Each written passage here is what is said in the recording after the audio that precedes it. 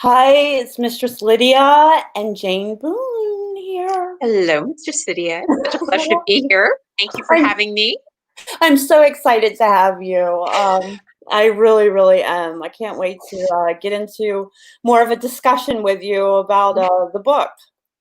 Yeah, well, I think of it quite frankly, obviously it's a revenge fantasy. The an investment banker during the last financial crisis sniffs out something wrong, and she's got a really sleazy boss, and then he fires her, which is what happens when underlings get too rambunctious, and she winds up unemployed and broke. And the place she goes was an S&M dungeon. She winds up working with the dominatrix. Yeah. And that environment winds up being a safe place for her, a place where she learns about power, a place where she learns about herself, a place where she sees men at their most vulnerable, but also at their most wonderful. And I think of it at some level as being kind of a love letter to professional dominatrixes and their clients, because they're the heroes of the story. They're the people with integrity and bravery and passion. And it's the fucking bankers who are the bad guys. That's the people who really deserve to get punished. And then they're the people who just enjoy it recreationally. I like how you said that, though. Yeah, there are people who deserve it, and then there are people who enjoy it, and they're different usually, but in the novel they are anyways. So Yeah. So how have you been dealing with the whole COVID thing? So my husband and I are pretty serious quarantiners. We're in Santa Monica, which is a pretty good place to stay inside and to, wander around because it's lovely. But we don't really go out much. And so I've been engaged with my couch in a way that I've never been engaged before. And I've been reading and now I'm hustling the book. I'm a total book whore. If I will debase myself on behalf of this novel, and I will fucking enjoy it. And so I'm just grateful for the opportunity to talk to you and to talk about it. Thank you. Oh, yeah, I'm so excited too. And you did tell us a little bit about the novel, but is there anything else that you wanted to, talk a little bit more So about? it's I mean, if you buy it and you're expecting cover to cover porn, you will be disappointed. There is a plot in there. Oh, no, I'm playing. I know, it's crazy. Who would have I'm thought? playing. But there's a lot of smut too. I mean, Yeah. there are quite a few scenes, and let me tell you, from a writer's standpoint, I was really proud of what I did to the blowjob. It's really hard to bring something fresh to that, and I think I nailed it.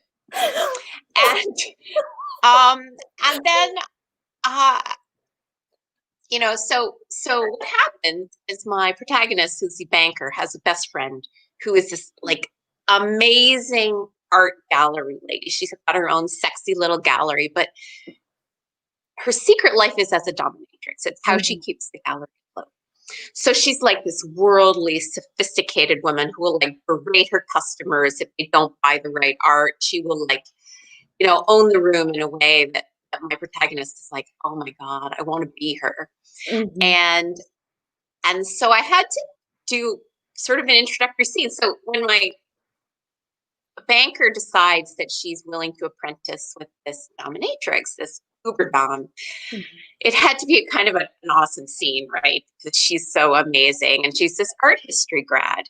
So I based it on this famous performance art piece, which Oh. involved Marina Abramovich. So it doesn't matter who it is, but she basically put herself in a gallery. She lay still, and on a table for the people in the room, there were 72 implements that they could use on her. Wow. Everything from like a feather to a gun and a bullet. Wow. I know, like scissors, it was all there. And when I first read about this scene, I thought, oh my God, that is an S&M scene. I mean, they may be calling it art, but that is like serious mind fuckery. I mean, you're lying there and people are have been given permission to do whatever they want.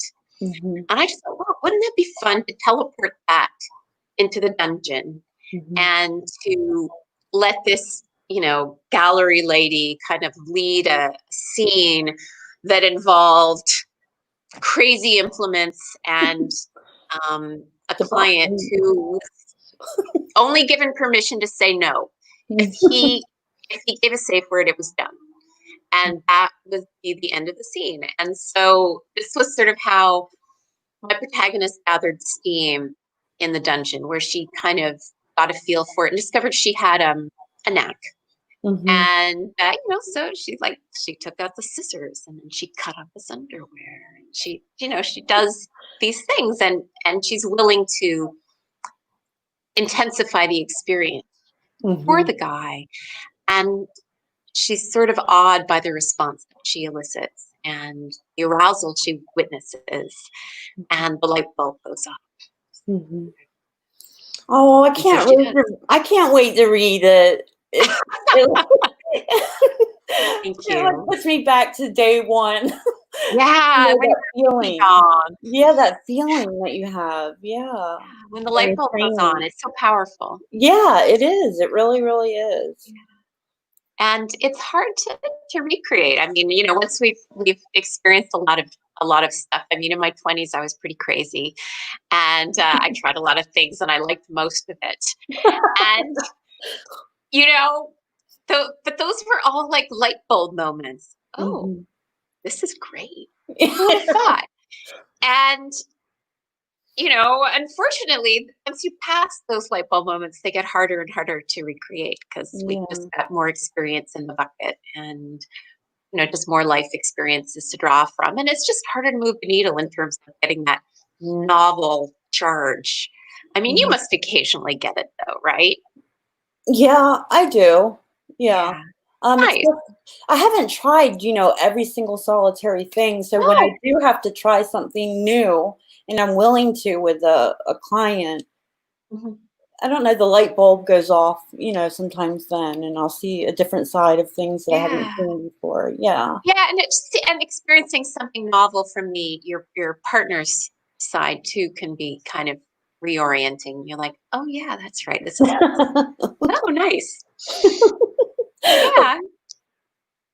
So Are yeah. you Anyways, it was fun. I mean, and also kind of to sort of relive my 20s. You see, when I was sort of exploring at core, I think I'm kind of a freaky voyeur. I just like to be in the room where it happens. I like to watch, I and got a place for sometimes I'll you do then.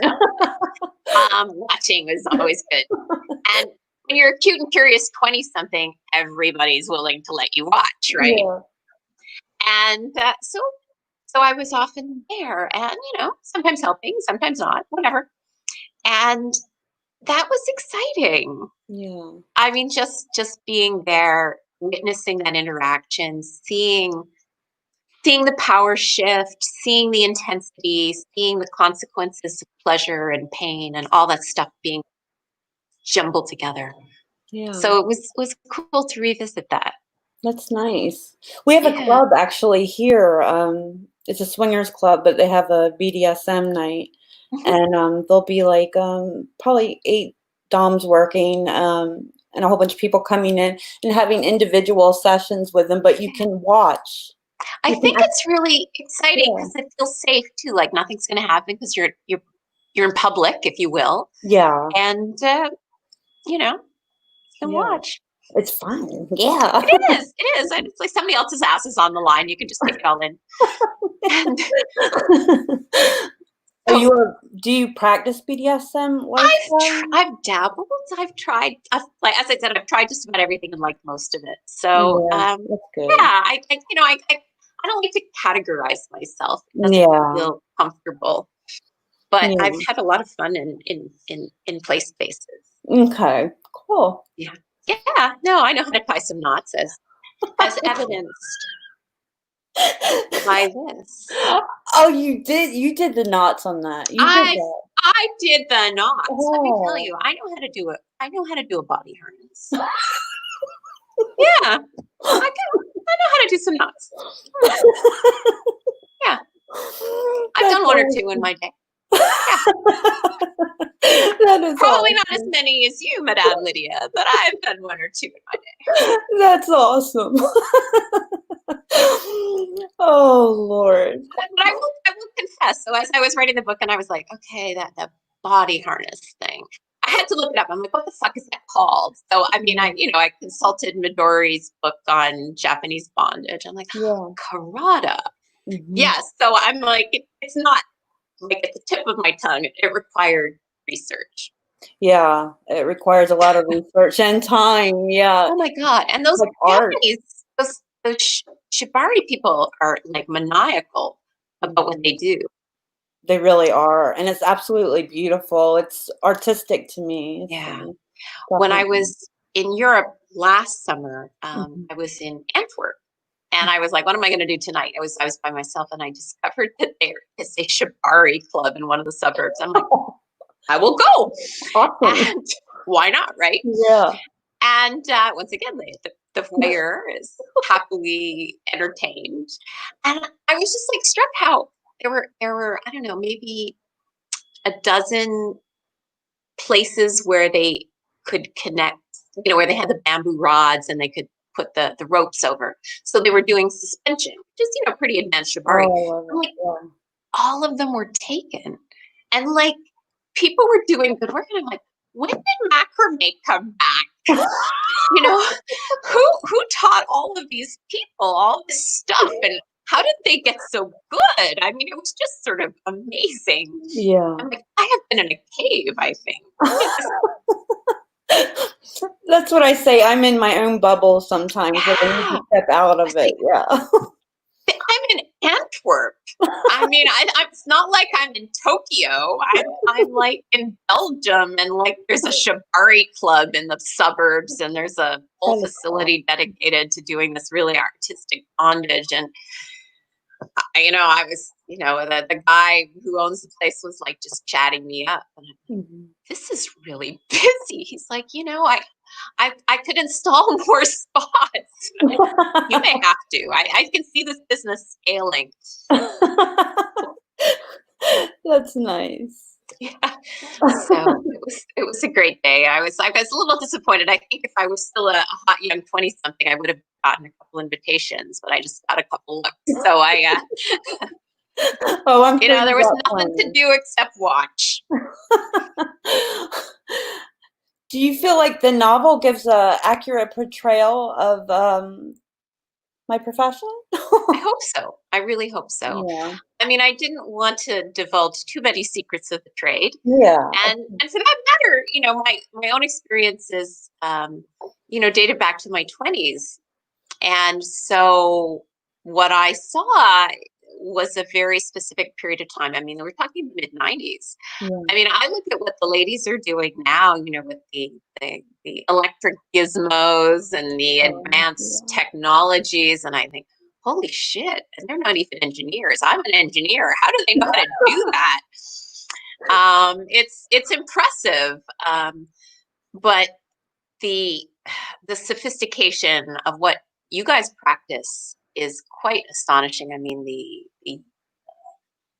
needle play, the kind of the sort of the medical light work, um, the the electrics. I mean, that is Yeah. wild. It is wild, and it's fun. See my Vanda graph over there? Yeah, See? I noticed that. Do you play with plasma?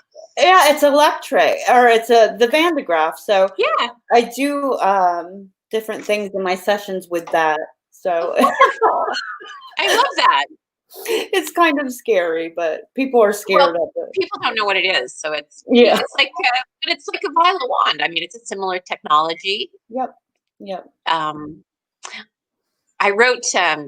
I'm a big fan of the show Billions. Do you watch? Okay. That sounds familiar. Yeah. So, anyways, it's a Showtime series where the one of the lead characters is played by Paul Giamatti, and he's a crusading district attorney turned attorney general. But he's also like a serious sexual submissive and like heavy duty masochist. Like, Mhm. and he gets off on humiliation. I mean, he gets off on the whole shebang, and um, in one scene, his wife, and it's with his wife primarily. Mhm. She uses a violet wand on him, and all I could think of was, "That's no big deal." Yeah. Yeah, like he's pretending like it's a cattle prod or something. I'm like, fuck that. Good thing he's an actor. I'm almost persuaded. Yeah, the cattle prod would be something totally different. That would be screaming. Yeah, I was like, what's that? So, anyways, it was just sort of funny, just that he was, So, anyways, I've been writing about the kink of billions for one of the fan sites, and I was like, I poo-pooed that scene. I'm like, that was no cattle. That was inauthentic. He wouldn't really have been scared by that. So, I've had it used. I know what it feels like. Okay, Yeah. not fun, but no big deal. Yeah. The violet Yeah. one's fun. It's easy. Yeah. Yeah. I mean, it looks scary, but only the Yeah. first time. Yeah. Exactly. Now, a Van de Graaff generator, that's scary. Probably the second time. Well, it gives a lot harder of a shock than I thought it would. So, which is good for me. When I have people standing by it, you can only imagine what I have them do. So, I can just imagine. yes, You are a very naughty woman, Lydia. there's a lot of penises. I'm sure. I'm sure. I hope some testicles too this day. Yes, of course. Of course. Yes. I mean, you really have to be generous with these implements. You can't just, focus all your attentions on the dick. You have to, spread the love. Exactly. Yes. Yes, the mind is a good one. I think you're approaching this in a very scientific way. You're doing the appropriate experiments. You're gathering data. It's all good. My I'm social picturing the experiment. article that you'll write for the Journal of Deviancy or something. That is so funny. That's in Second Life. That's my second life. Oh, yeah, you'll have like a clinic there. This is You my don't just have vanilla life. Yeah. So Second Life, you're on Second Life right now. Oh, do I look like an animal? Do I look like a furry or something? Or do I look like myself? You can have a furry avatar, but right now, yes, they have all kinds of avatars. So. I think I'd want to have something with ears and a tail. They look. Do you have ears and a tail on yours? Mine's like a cat suit, latex cat suit. Ooh, Yeah. nice. But you can go shopping there. You can do all kinds of things. Like you do everything that you do in the normal world on there, which is kind of strange, but yeah. They have a mall you go shopping at, and sweet. So like you have like a really hot cat suit and you just you squeak when you walk and you look great. And I have a club, so the club, and I have people come there. And what's it called? What's your club called? It's called the Extreme Kink BDSM Club, and the Slave Quarters Warehouse is next door. And that's for stuff that's a little bit not a little dodgier. Yeah, exactly. Like really bad. That's where the nasty stuff happens. That's where everybody wants to go, even though they pretend they're only there for like the nightclub, right? Yeah, that's where they all want to go. Yes. So I'm a PhD, so I'm pretty committed to research. I take research very seriously. So like once I decided to write this pervy book, I'm like, I must do research. So one of the most fun things I did was I was in Paris, and I'm like, by myself one evening, and I was like, it's really bad when I'm by myself because things happen. And I was like, oh, there's a soirée domina at the local S&M club, and I'm like, I am going there. And I'm like, what do I have to wear? I'm dressed. And so I went and took it all in, and I learned some really useful French words. Because I speak French. It's schoolgirl French, so I never learned how to say dildo in French. So now I know. And nipples, didn't know the word for nipple. Now I know. And how to really great time, like taking it in because I'm this pervy voyeur. I want to see it all. And, like the 6'4" guy with the thick French accent and the French maid costume. Hey, so how are you liking your visit to Paris? I'm like, it's excellent. Thank you. So, that was pretty good. But then I'm like, I gotta step up this research. So I was going to be in Vancouver for like a big statistical conference, because I'm a nerd. And conveniently enough, there was a big fetish weekend. I'm like, I'm there too. And so I was like, okay, I don't have anything to wear. I wasn't going to replay the Paris Fetish Club phenomenon where I didn't have anything to wear. I was like, I need to get something.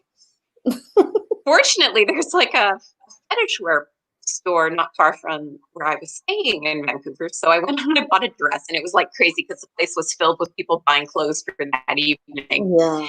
And like everybody's like scoping each other out. And I was like, I'm gonna have a good time. This is gonna be interesting. So it was. And let me tell you, wearing latex to an evening like that, you make a lot of friends. You do. So, is that you on the cover of your book? That's not me. I wish it were. I wish it were. I'm on the back cover. You are. Yeah. I thought that was you on the cover. No, this is just a stock photo. Yeah. Okay. This is me. Oh, there's the beautiful you. Yeah. So every author needs to have a book like within arm's distance. So I actually have one tied up and one natural. Yes. And so you never know. You just never know which one you'll need. They might get away, and in which case I can just grab the rope and it'll come right back. And I can bring that bitch back in a second. Oh my gosh. That is too I would funny. recommend writing a book. You can create the universe you want, and then you can make them heal by tying them up. Yeah. And it was actually a really interesting experience. I enjoyed it. I think about maybe doing it again. If there's an interest in it, I sort of set it up for a sequel. If people are I was wondering that. Yeah. Yeah. Well, my protagonist winds up having an affair with a bondage-loving billionaire. Let me tell you, billionaires are weird. I mean, I don't know if you've met any, but they're all fucking strange. And so he's a little marginal. Like, do you want to inflict this weird guy, even though he's a billionaire, on this character that you love? Mm-hmm. And at the very end, I sort of thought, maybe I shouldn't give this away. What the fuck? I thought they would get together. I really did. I was writing it, and I had my outline, and the more I got into it, I just thought, he's not good enough for her. Yeah. She deserves better. Yeah. And so I gave her someone else because she deserved better. But then I brought him back. So, and maybe he's changed, but it ends where they're going to be together, but not romantically. They're going to be working together. Oh, okay. So we can imagine maybe things happen at the office. He gets tied to a desk. I don't know. Things happen. Maybe he's, splashed in the back of the Gulfstream jet he has. Maybe she brings some girls. Anything's possible. Anything's possible. I don't have an outline yet, so I don't know what's going to happen to them. Maybe she brings them different girls, and maybe she's his bird dog, and she just surfaces girls for him. No, I don't think so. I think it's either her or nothing. That is true. I don't know. Maybe, one of the reasons I did all that research was I was like, should they be going public to play? Mm-hmm. I just thought, they wouldn't do it at home, but maybe they'd do it in Paris. Yeah. And then I got there, and I'm having a great time, and I'm like, there's no fucking way these characters are going to be here because they are not these kinds of people. And then I got to Vancouver, and I'm like, yeah, no, this isn't their scene. They're private players. They wouldn't go anywhere so exposed. Yeah. Yeah. So anyways, it was good. It's fun though. Great experience. It sounds like it. I would like to do research like that. Yeah, you need to write a book. I know. What would your topic be? What would you think about? Oh God, you don't want to know what's in my head.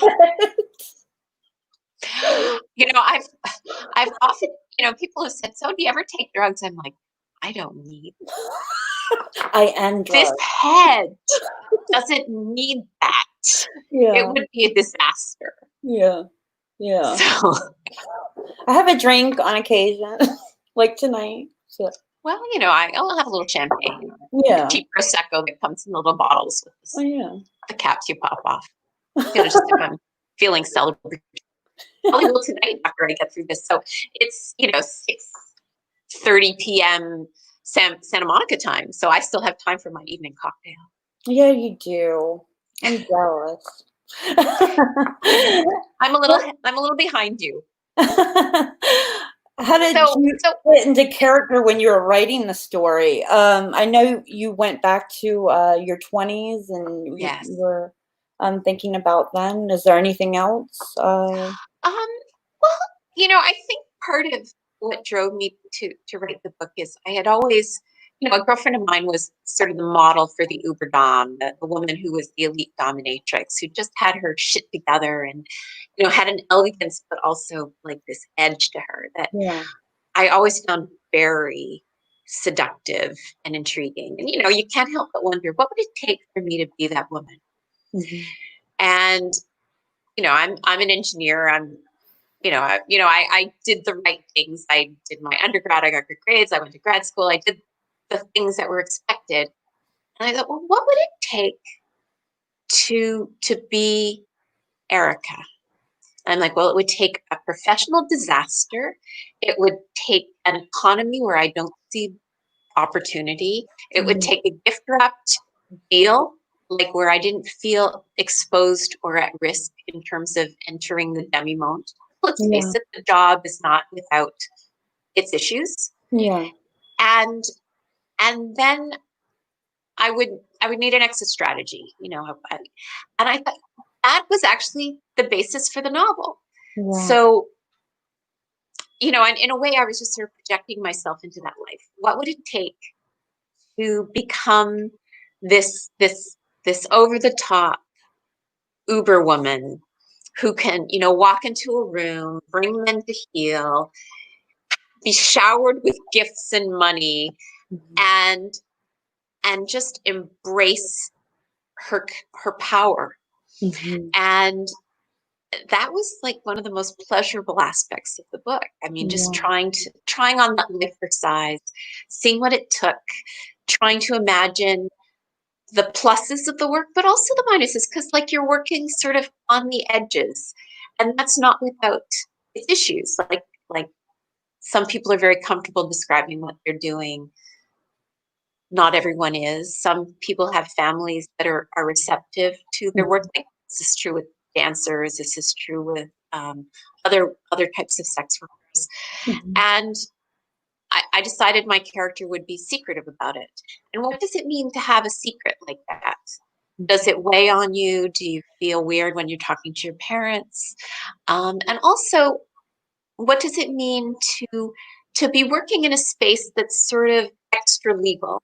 Like all of a sudden, the protections that I would expect as an engineer might not be there. Like, would I feel as comfortable calling the cops if I had a problem? Yeah. And so on the one hand, I wanted to explore that sort of thrill of getting inside of somebody's head and like realizing their profound fantasies, like having the light bulb click on rather, but also the personal costs associated with doing that kind of work. It just seemed like a really interesting tension. Um, being like the queen of the room, but also being sort of nervous once you step outside of it. Mhm. And I hope I did that tension justice. You did good in describing it. Just now, I felt like, Oh, oh, thank yeah, you. Well, it's yeah, hard. I mean, I so respect the women and the bravery of the women doing the work and of the bravery of the men pursuing this little thing that pushes them. Mhm. I mean, these triggers are transcendent. You know, they've been around for thousands of years. I've seen like ancient Roman porn where, you know, there's flagellants. Yes. I mean, this stuff is old and it's Yeah. hardwired in, and that it's that stigma attaches to it is tragic, and especially the stigma of being a male submissive. Oh, yes. I Yes. mean, to have this thing, whatever it is, where you're just aroused by women in a certain atmosphere, exerting a certain kind of energy. I mean, it seems quite fun and lovely to me. I mean, whatever the trigger is, go for it. You know, as long as Yeah. it doesn't involve pets and children. If it involves consensual adults and it just happens to be, you know, a woman ready to spank your ass, Yeah. lucky you know what it is and you can get it. Yeah. And I feel badly for those for whom it's so tortured and so troubling in the broader societal context, because you know Yeah. we deserve more. I mean, it's pleasure is good. Yeah. And they are stigmatized. A lot of my submissives are very high-powered men, Yeah, who have very great jobs, and yeah, they just want to give up, some of their time and just yeah, let loose and be free and not have to think about exactly. what am I supposed to do next. They Scratch want the somebody else itch, to do it. Yes. turn off the internal script saying I have to take charge of this moment and just enjoy whatever that Exactly. is. Like, even if it's sort of a masochistic thing, it's enjoying pain. I mean, it's just to be in your body. I think we all live in our heads so much Yeah. that it's a real treat sometimes just to be in our bodies, to experience what's happening. And I mean, as I said, I've tried it all, top, bottom, stuff, everything. And it's great fun. It We is. adults don't have enough time for fun, I and we should know. give ourselves more permission for fun. I know. At least experiment too. Don't just cut it off without even trying it. Yeah. So, I yeah. mean, and if there's a thing, whatever that thing is, indulge it. Yeah. You know, see if it isn't, worthy of a little more attention. Yeah, Yeah. exactly. I agree. Yeah. Let's we're all in favor of pleasure. Bring it I on. know. Yeah, bring it on. How long did the novel take you? I first had the idea, I want to say 10 years ago, about the fish out of water. Mhm. I knew it had to be a fraud. I knew there had to be some kind of professional chaos, but I didn't know what the job would be, because it needed a job. You needed a bad guy. And then about 3 years ago, I had the idea that it would be during the financial crisis. She would be an investment banker, and then her world would fall apart with the crash. Mhm. And then it took me about a year. But then there's a process of revision. Like, then I Yeah. started showing it to people, and they give me notes, and I'm like, oh, no, John is not the good guy. He's a bad guy. Okay, I got to make him worse. All right, I can do that.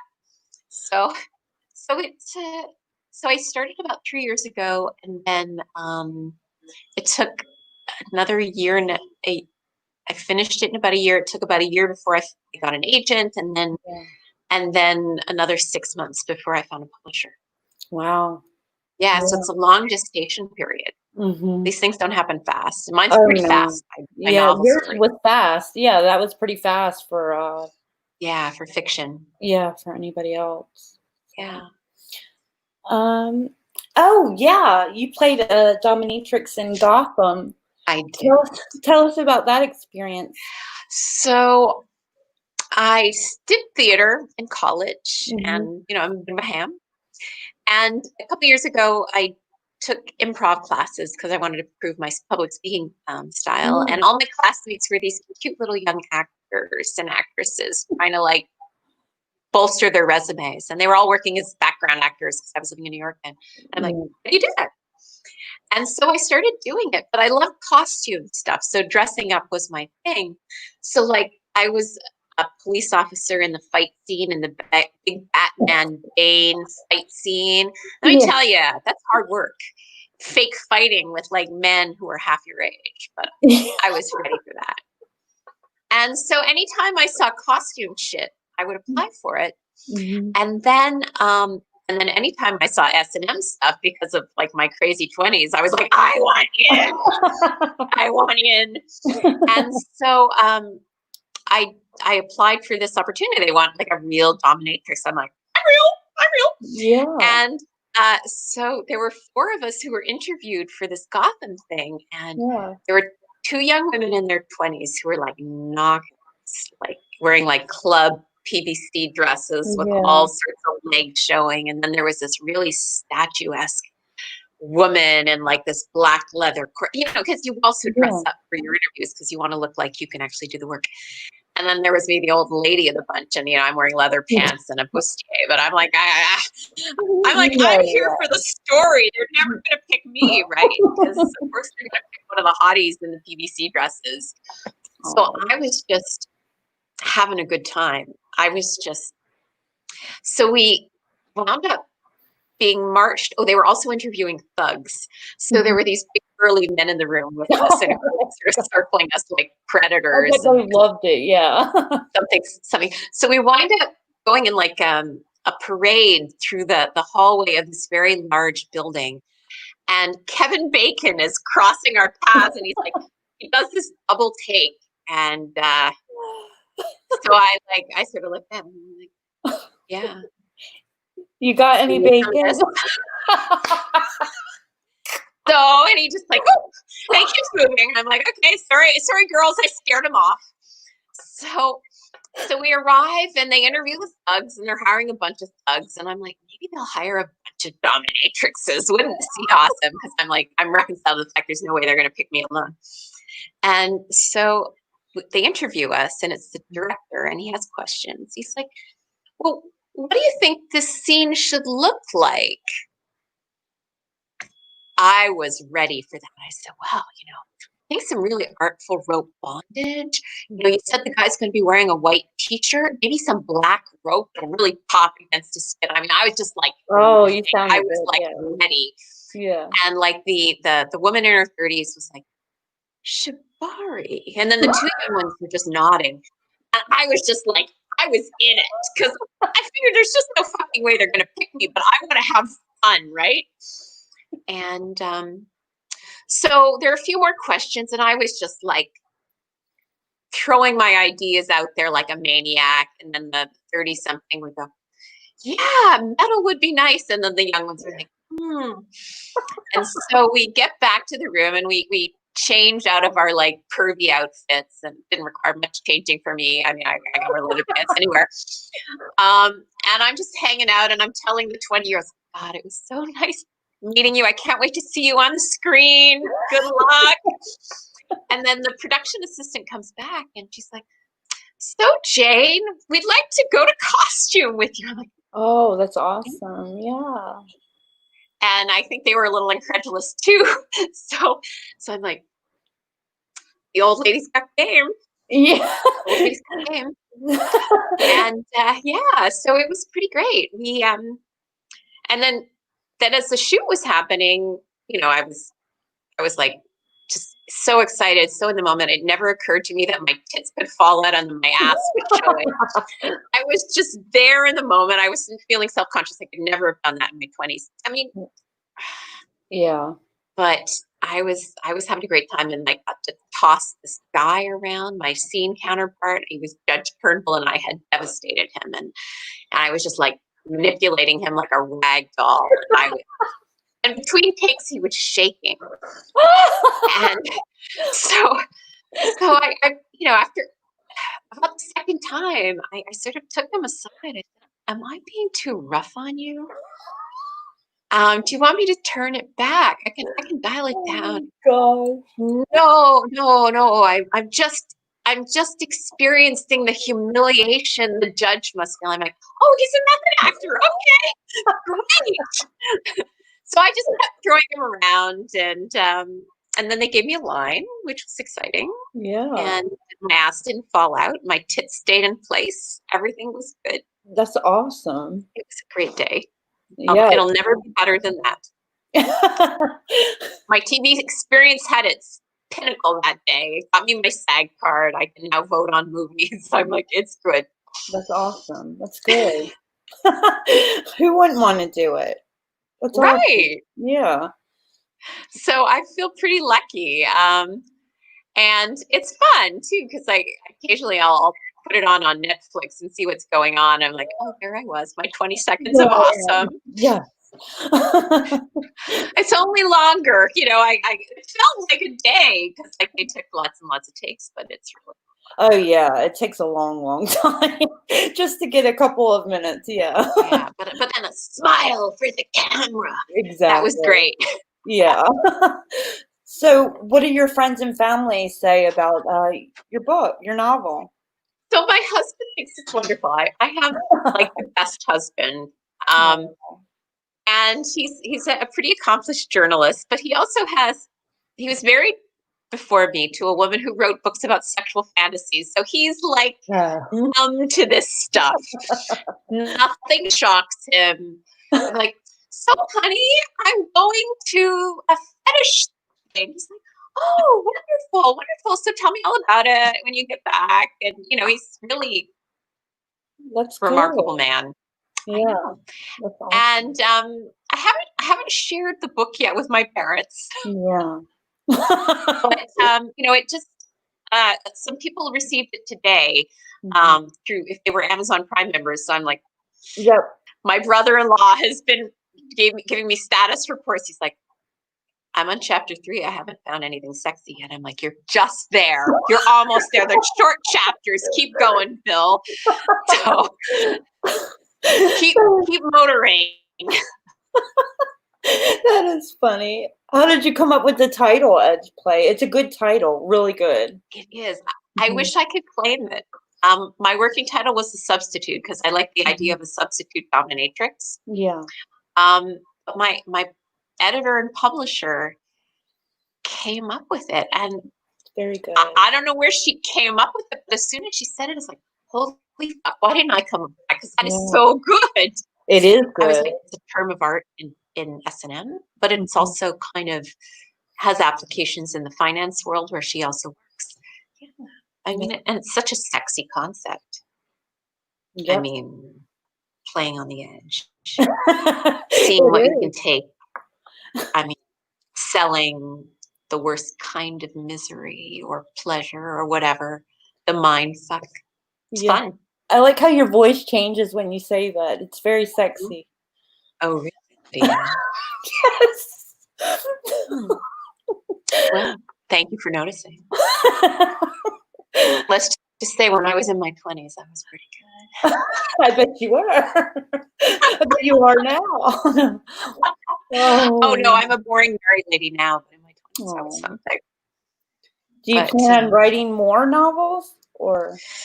Well, I found this a good process. So I have 2 ideas. I have the idea for a sequel, and then I have this crazy idea for an alternative if I decide not to do a sequel. So I don't know if you like the show Chilling Adventures of Sabrina.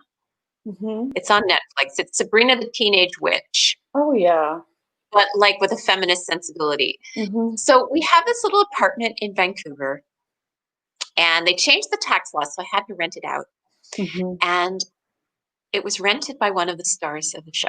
Oh, okay. Who happens to be this really devastatingly beautiful man. And he lives his life on Instagram. So he's gone now. It's unimportant, but I would watch his Instagram feed because I would see my couch. I would see oh, how nice. The guy is using a cutting board as he's preparing his vegetables. I mean, he lives on Instagram. He was, and then I would, my husband would go, "Are you checking out what your tenant is doing?" I was like, yes, I am. And then it occurred to me that was really pretty sick. I'm like, middle-aged women should not be spying on hot 26-year-old guys. And I'm like, there's a book in that. There There is. There's a whole book in that. Oh, how wow. wrong it is. And she sees something she doesn't like, and then she wants vengeance. How dare you defile my apartment this day? How dare you treat women this badly? I am teach you a lesson. So, anyways, that's my idea. And like she could, she's spying on him because he lives on Instagram. Yeah. So that's my alternative idea. I like that. It's a little pervy. It's very like voyeuristic. Yeah, your ideas are wonderful. Do you have any other projects that you're working on? Right now, it's just the book hustle. It's hard to sell a book during a pandemic. So as I said, I will debase myself on behalf of Edge Play, and I will enjoy it. Yeah. So it's fun though. I mean, I've been doing webinars on how to write smut, which has been really fun. Yeah, that's awesome. My favorite one though has been writing smut as foreplay for role play. Oh, nice. To sort of set the scene by exchanging emails or texts ahead of the scene. Yeah. Like I'm the princess who's been told that there's a terrorist wanting to kidnap me. Mm-hmm. And I think that's bullshit. I am going to go to the restaurant anyways. And just, how to kind of set the stage, tell people where you're going to be so that they can kidnap you, right? So anyways, that was fun. So do you get many requests for role play? Oh yeah. Oh my gosh. Yeah. What's your favorite? Well, I'm such a bitch during session. So I'm just you seem like a pussycat to me. I'm not though. Whatever entertains me is what we're gonna do. Well, of course. So it usually entails them dressing up as a girl and then giving me a lap dance. Oh, can they twerk? Oh yeah, they know how to twerk. Yeah, and if they don't, then I teach them. They have to. You're doing important work. They have to know the important skills of twerk. Well, and the next time they go to the strip club, they will appreciate the effort in front of them, and hopefully they will tip that bitch better. Yes, I even have laser lights on them and everything, like a dance club. Yeah. Great stereo. Yeah. Oh, you got a fun space. Yeah. That sounds great. It's fun. What's your favorite piece of equipment? I like the Van de Graaff just because people are scared of it. So. And nobody else has one. Yeah, nobody is using it. So I like to do mummifications. So I'm figuring out how to do electric kind of mummification with the Van de Graaff. So I'm working on that right now. And that's for a show coming up in November, a live demonstration. Cool. So like, will you have things that sparkle because of the charge? Yes. So that's what I'm working on, the outfit, kind of the outside, how I can make it spark more. Yeah. So it's kind of. I think this is. Yeah. You're practically an engineer. You're applying technical knowledge in ways they never anticipated with Van de Graaff. You are doing science. You are at the leading edge of Van de Graaff application. That is so funny. Nobody will look at Van de Graaff. I bowed down. Oh, so what would you tell people writing their first novel? Any advice? So, yeah, I found having an outline really helpful. It gave me a roadmap. So, like, I'm an engineer. I like things to be kind of rigorous, and I like to have a plan. And so the outline really kind of told me what should happen. I also bought a book, how to write a novel in 90 days or something crazy like that. Like, it didn't work that way, but it gave me exercises to kind of keep going. And then you need to finish the fucking thing. That's the trick, because there are a lot of half-finished novels in drawers or in laptops. So you have to finish it, and then you have to show it to people. Yeah. And I'm lucky because I've got a journalist in the house who's who can read. And it was a little daunting. I was like, honey, would you please? And, it's a little terrifying because imagine you're the husband too, because he's given this thing, and if it sucks, he's got to figure out how to tell his wife, like, put it back in the drawer, honey. So it was, I figured if it was bad, he would protect me. He wouldn't want me to be embarrassed. Yeah. And that he would also have the tact necessary to communicate that message. And so he, it was really a leap of faith, but thank God, thank God it didn't suck. And and then he had great notes. I mean, he made it better. And so did everybody who read it. I mean, these things evolve. And like, as I said, I thought I communicated that the boss was a bad guy, but one of the early readers, God, John is such a mensch. I'm like, okay, I gotta make him worse. This is not the reaction I wanted. So, right. So yeah, are you thinking of doing one? I mean, I've been thinking of doing one for a long time, and I just haven't. What would your hero be like? Would she be a sex worker? My whole story is about somebody in a mental hospital. So mine is like mine is like really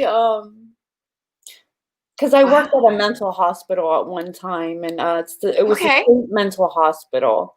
So I just have a lot of I mean, that's dangerous work. It is. I mean, being in a psychiatric environment where people can act out. I remember years ago, I was talking about actually the domination work with a guy who was an occupational safety and health expert. Yeah. And we decided that the risk profile was actually very similar to that of psychiatric nurses. Yeah. Because with psychiatric nurses, most of them have most of their bad experiences like within the first year or two. Like the crazies can sort of sniff out fresh meat and things happen. And just the way they carried themselves and navigated in an environment that was sort of unfamiliar and dangerous just elicited kind of random shit. Yeah. But then after you got over that period, the problems dropped off immensely because you just know how to do it and you don't pull the bad shit into your environment in the way that beginners do. Yeah. I almost got hurt training somebody, so I know all about that. She didn't react in fast enough time, to get this patient down. Then I had this 7-foot guy standing over me in a locked room getting ready to punch me, So she didn't move fast So actually, like the dungeon has got to seem kind of safe, they're CPAs and like they don't want shit to happen, and by the way, they're tied in the corner. It's all good, right? Exactly. So I want to keep talking to you, and I could talk all night, but I won't put you through that. So it's been a pleasure. If you could let everyone in the world hear one statement, what would that be? One statement about what? Anything. Like a lot of people say, don't judge other people. It's a general statement. Yeah. I think adults need to give themselves permission to play. Yeah. We have so many responsibilities on our plate that we don't take pleasure as seriously as we should. And that's my belief, and that's my one thing. In our sexy voice. Have fun, folks. There's enough shit out there. We need to give ourselves permission to have joy. Yes. And a few orgasms. Maybe more than a few. Many. I don't know. As many as you can handle. Yeah. Go for it. All right. Well, it's been a pleasure having you. You are such Thank you so much. Joy. So fun. I mean, I love everything about the book. I can't wait to read it myself. I just got a copy today, so mine just came today. And when we meet, I will sign it and I will tie it for you. Oh, I can't wait. And we'll meet at the S&M Club, right? Yeah, that's right. And I will tie the book up for you and anywhere or to you, whatever you want. I will use rope artfully and with intention. Oh, yeah. And somebody will not be moving very far. It might just be a book, but whatever. That sounds so good. That sounds like fun. I think so. Mm. I hope so. Well, you Thank have you. a pleasurable night. I will try. My husband's getting fancy takeouts, so we're going to be celebrating. Woo! All right. Cool.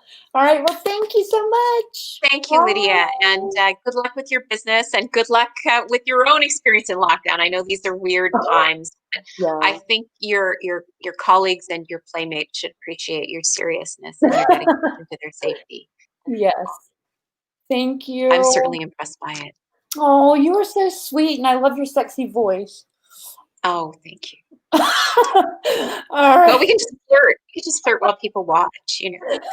So, Lydia, what are you doing later? Oh, I'll be on Second Life. I'll meet you there at my BDSM. Oh, nice. So I could like find a little latex cat suit and go into the club with you. Yes. I think that sounds like a fine idea. And I don't want to be in like the G-rated club. I want to be in the nasty Yeah, X-rated mine's the adult pit of rated. Yeah. despair that you built. Yeah. All I right. think I'm old enough. I think I can hack. All right. Well, thank All you right. again. Thank you. Bye. Have a All great evening. right. You Bye. too. Bye.